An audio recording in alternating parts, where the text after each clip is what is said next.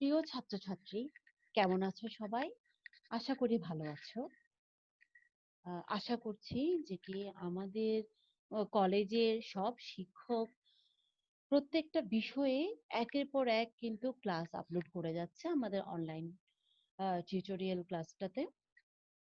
আশা করছি তোমরা সবাই সে সমস্ত ক্লাসগুলো অ্যাটেন্ড করছো এবং কলেজ খোলাকালীন সময়টাতে যতখানি পড়াশোনা করেছো আমার মনে হয়, বা ক্লাসগুলো করেছো আমার মনে হয় এখন তার চেয়ে অনেক বেশি ক্লাসগুলো করবার সুযোগ বা বিস্তৃত হয়েছে, তাই না?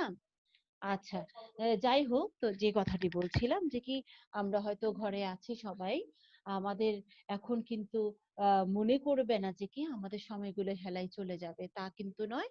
আমরা যে সময়টা পাচ্ছি এই সময়গুলোকে অবশ্যই আমাদের মননশীল কাজে আমরা ব্যবহার করব। অনেকে আছে আমরা আবৃত্তি করতে পছন্দ করি, সঙ্গীত চর্চা পছন্দ করি, অনেকে ভালো ইংরেজিতে কথা বলতে পারি না, অনেকে ভালো গান করতে পছন্দ করি কিন্তু চর্চার অভাবে ঠিক মতো হয়ে ওঠে না।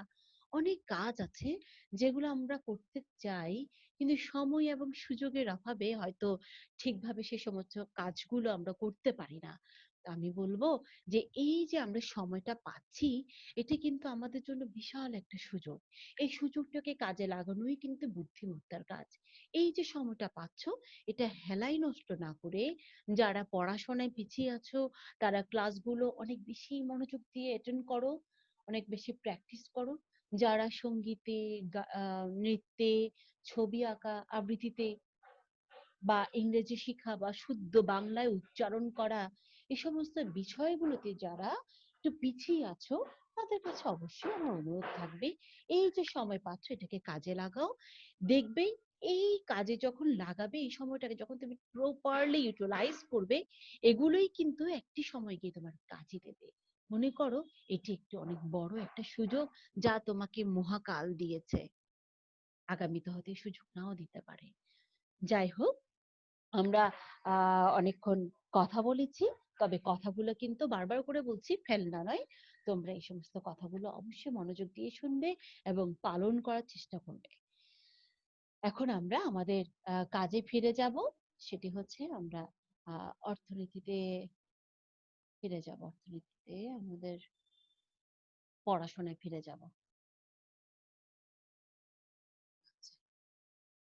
তো যাই হোক, তোমরা যারা আমার সাথে আমার কলেজের স্টুডেন্ট তারা তো মোটামুটি আমাকে চেনো, কিন্তু যারা আমার কলেজের স্টুডেন্ট নও তাদের জন্য বলছি, আমার নাম ববি বড়ুয়া। আমি ওমরগনি এমইএস কলেজে লেকচারার হিসাবে আছি অর্থনীতি বিভাগে। তোমাদেরকে এর আগে পর্যন্ত যে সমস্ত ক্লাসগুলো আমরা করেছি উৎপাদন তত্ত্ব, এই ক্লাসগুলো বলে রাখা ভালো যে intermediate first year, second year, honours first year and degree first year যারা আছো সবার জন্যই প্রযোজ্য। তো সুতরাং এই ক্লাসগুলো আমি কম্বাইন্ডলি নিচ্ছি একসাথে, তোমরা একই সাথে ক্লাসগুলো করতে পারবে। এই যে উৎপাদন ব্যয়, আমরা ইতিমধ্যে আমরা ব্যয় নিয়ে আজকে থেকে ব্যয় নিয়ে পড়া শুরু করব, কিন্তু এর আগে পর্যন্ত আমরা উৎপাদন তত্ত্ব নিয়ে আলোচনা করেছি। যারা উৎপাদন তত্ত্ব নিয়ে আলোচনা করনি বা এটা পড়তে পারোনি, সবাই এর আগে ক্লাসগুলো দেখবে। আমার নাম ববি বড়ুয়া, এটাতেই যদি তোমরা সার্চ করো তাহলে ক্লাসগুলো পেয়ে যাবে। আচ্ছা, এখন আমরা পড়ব যে কি আজকের আলোচনার যে বিষয়, আগেই বলেছি আমরা খরচ নিয়ে পড়বো, উৎপাদন ব্যয় নিয়ে। তো যে বিষয়গুলো নিয়ে আলোচনা করব, উৎপাদন ব্যয় কাকে বলে, মোট ব্যয় কাকে বলে, গড় ব্যয় কাকে বলে এবং প্রান্তিক ব্যয় কাকে বলে। প্রথমেই আমরা পড়বো যে কি উৎপাদন ব্যয় কাকে বলে। কি বলেছি? উৎপাদন ব্যয়। সবসময় একটা কথা বলি যে কি যখনই আমরা কোনো পড়া পড়বো তার আগে কিন্তু তার যে একটা শিরোনাম থাকে, এই শিরোনামে আমরা খুবই মনোযোগী হব। যদি আমরা ওটার দিকে তাকিয়ে কয়েক সেকেন্ড যদি চিন্তা করি, দেখবে আমরা কল্পনাতেই অনেক দূর এগিয়ে যাব। কল্পনা শক্তি আমাদেরকে অনেক প্রশ্নের উত্তর খুঁজে দিতে সাহায্য করবে। তাহলে আজকে আমরা পড়বো কি উৎপাদন ব্যয় কাকে বলে। কোনো দ্রব্য উৎপাদন করার জন্য বিভিন্ন উপাদান সংগ্রহ করতে হয়। কোনো কিছু উৎপাদন করতে কি প্রয়োজন হয়? উপাদানের প্রয়োজন হয়। এর জন্য ব্যয় করতে হয়। বিভিন্ন উপাদান সংগ্রহ করে উৎপাদনের কাজে নিয়োগ করতে যে ব্যয় হয় তাকে উৎপাদন ব্যয় বলে। অর্থাৎ আমি উৎপাদন কার্য পরিচালনা করার জন্য উৎপাদন কার্য পরিচালনা করার জন্য আমার কি বিভিন্ন রকমের উপকরণ সংগ্রহ করতে হবে, এবং উপকরণ সংগ্রহ করতে গিয়ে উৎপাদন কাজে নিয়োগ করতে গিয়ে যে ব্যয় হয় তাকেই উৎপাদন ব্যয় বলে। অর্থাৎ উৎপাদনকারী উৎপাদনকারীকে উৎপাদন কাজে সর্বমোট যে ত্যাগ স্বীকার করতে হয় তাকে উৎপাদন ব্যয় বলে।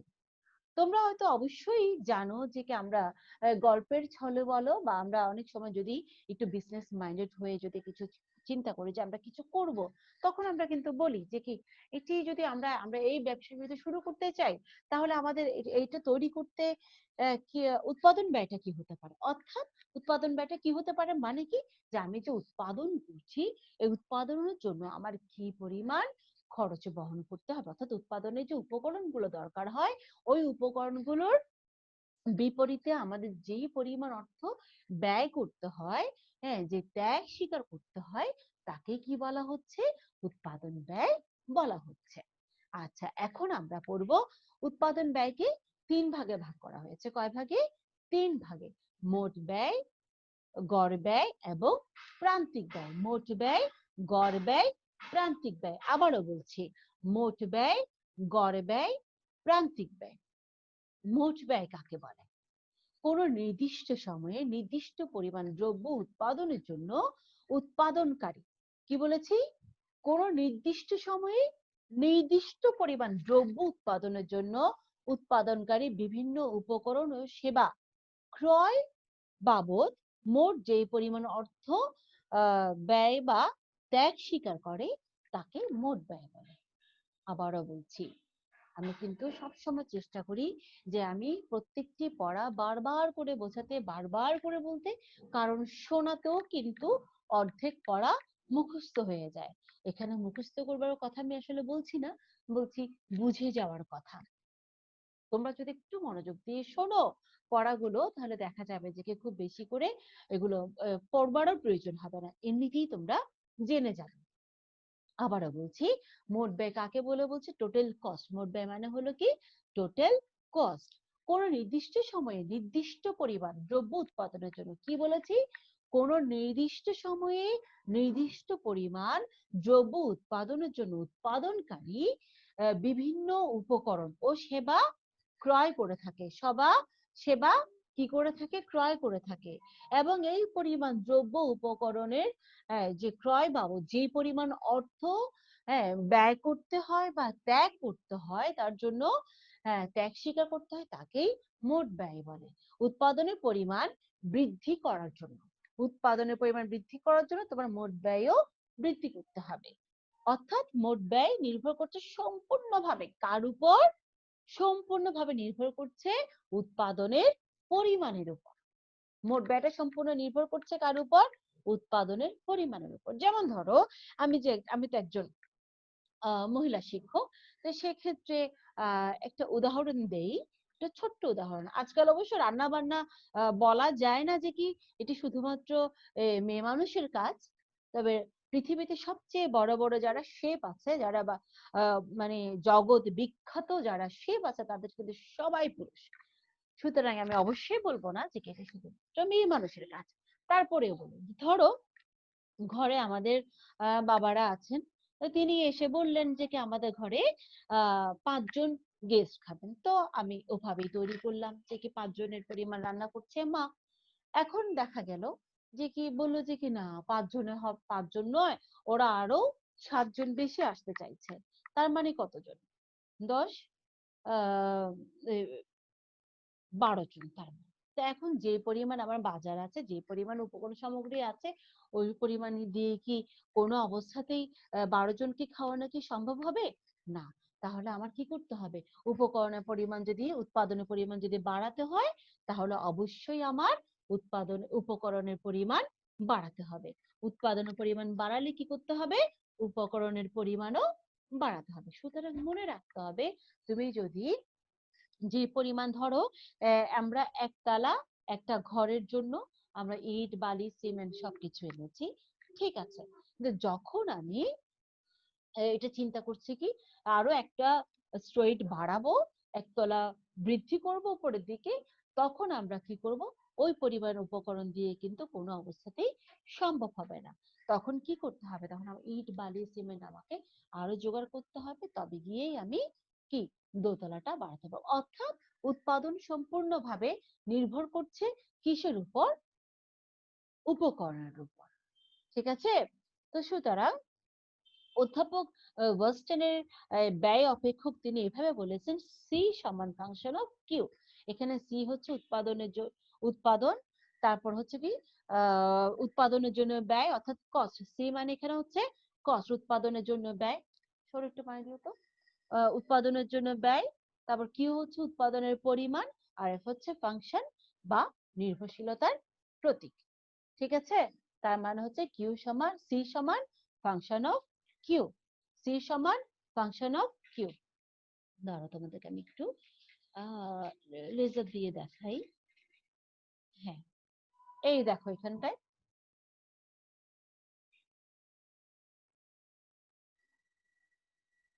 এই জায়গাটা তোমরা খেয়াল করবে, সি সমান ফাংশন অফ কিউ, অর্থাৎ সি মানে হচ্ছে কি উৎপাদনের ব্যয়, উৎপাদন খরচ, উৎপাদন ব্যয়, আর কিউ হচ্ছে উৎপাদনের পরিমাণ, এফ হচ্ছে ফাংশন বা নির্ভরশীলতার প্রতীক। অর্থাৎ এই যে কিউ দেখতে পাচ্ছ খরচ, এই খরচটা সম্পূর্ণভাবে নির্ভর করছে কার উপর, কিউ এর উপর, অর্থাৎ উৎপাদনের উপর।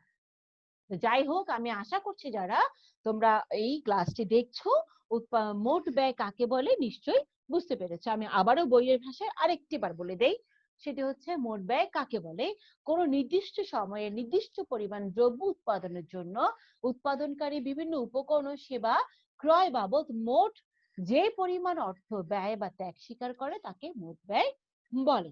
উৎপাদনের পরিমাণ বৃদ্ধির জন্য মোট ব্যয় বৃদ্ধি করতে হয়, অর্থাৎ মোট ব্যয় উৎপাদনের পরিমাণের উপর নির্ভরশীল।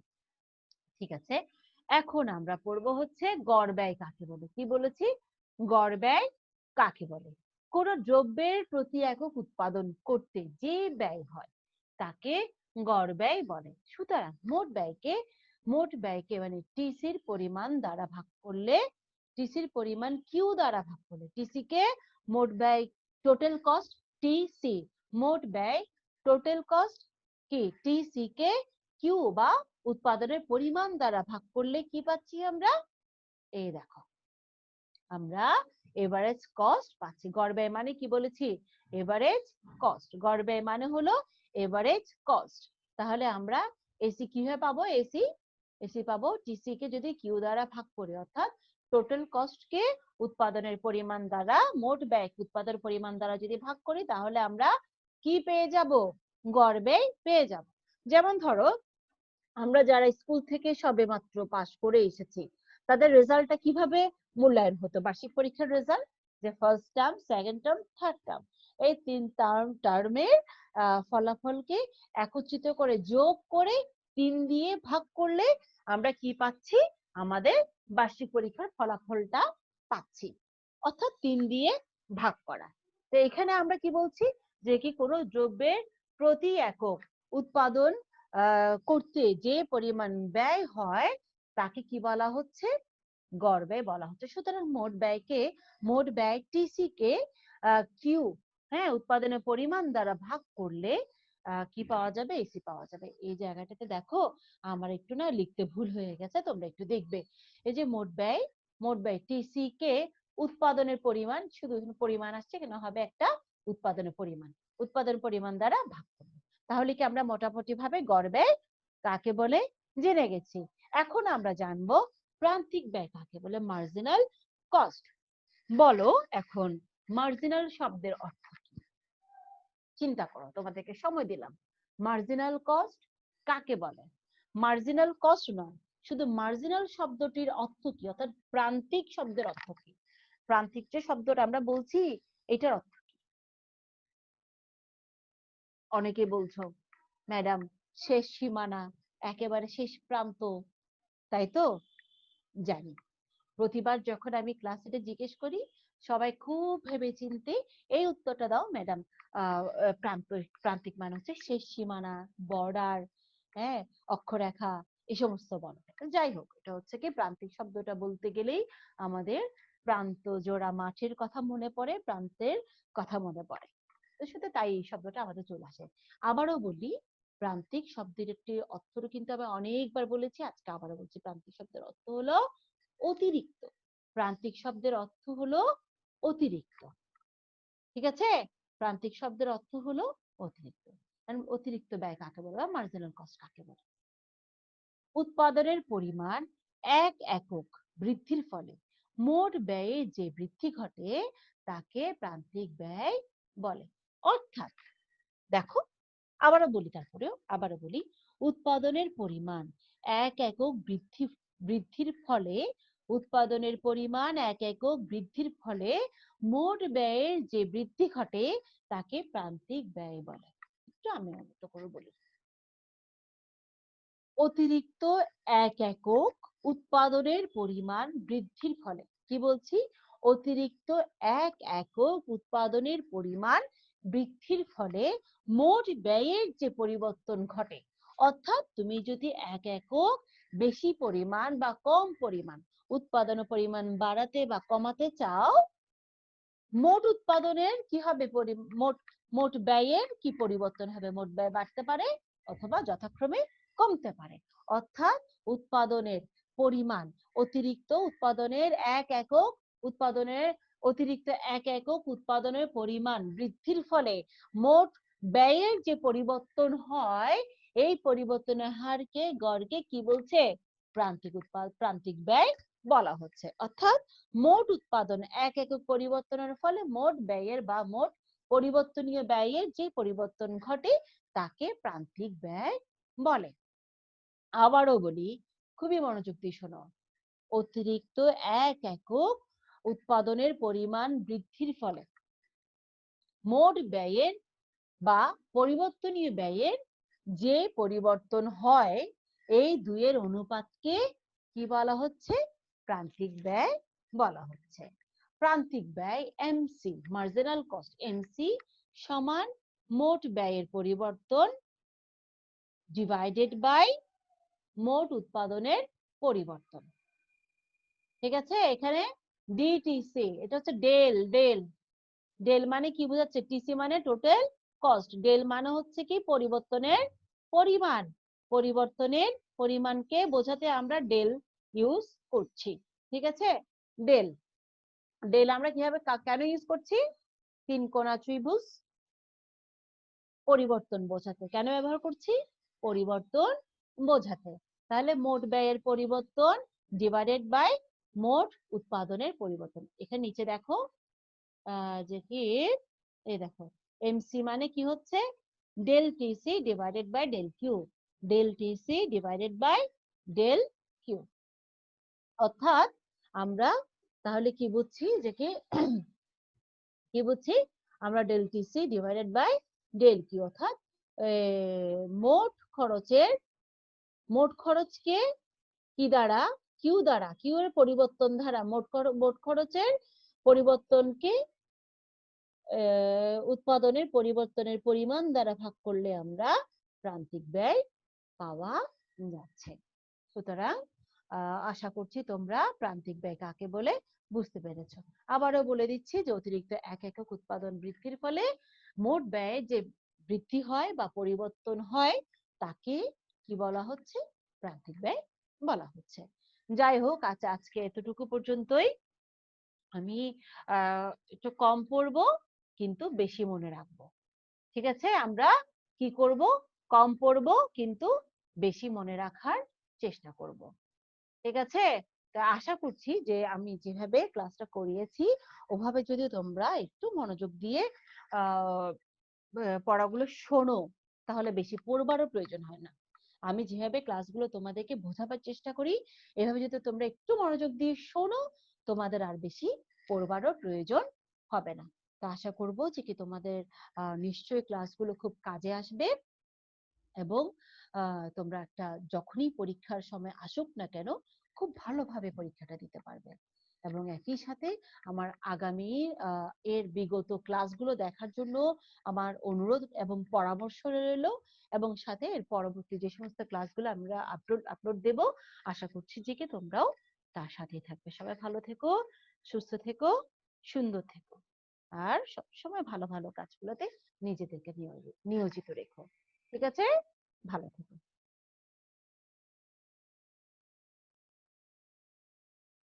তোরও